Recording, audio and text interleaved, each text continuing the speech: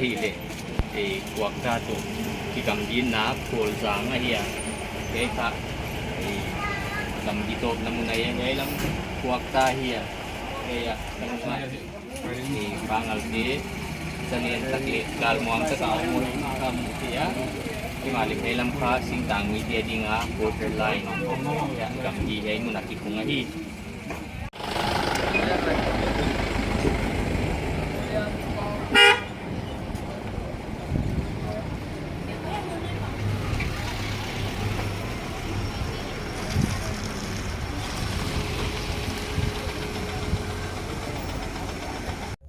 zani tak dang ni le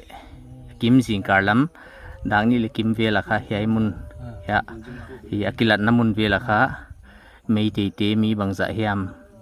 ya kang vai lam lut guk soma hong ki sau chi kha duty te gen da na hiya hima le duty te pilwang na jia kina singtang mi volunteer te na hong guk lut suom mei te te anaka pina hiai muna ki kap to na saulo piang a hi chi kha za ka hiya jingkar khowa phunina meite ina flag ngau ta kina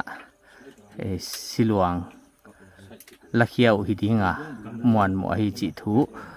hiya frontline duty te apana thu ki za hi hiya inimu te apan leng sniper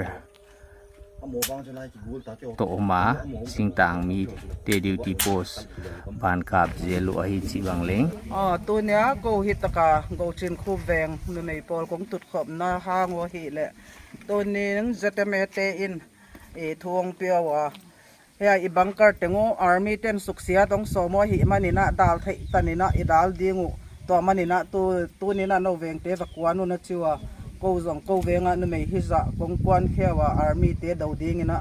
tun hidana I om to zelwa imabanu a hi chi le ko zong separate administration imu matanu pan thai tanit ka pang den dingwa kasiu le zong kasi pi dingwa kadamul zong kadam pi dingwa to china mailam etate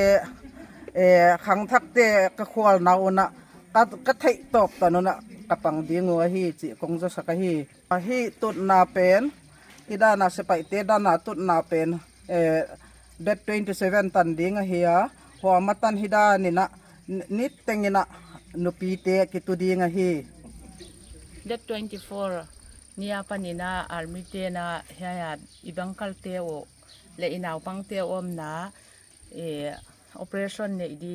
pangkal te suksia di chi ahi chi thua ki jak ja kina ZMA general headquarter ina nasa taka pan the na pan kila in zana panina adel suk thei tengin gidel sukina tunina gochin khu vengte ZMA te wai hon na nuaya gochin khu vengte to duty dia ki kwan suk de 27 tan pan the na ki pangvek dia hi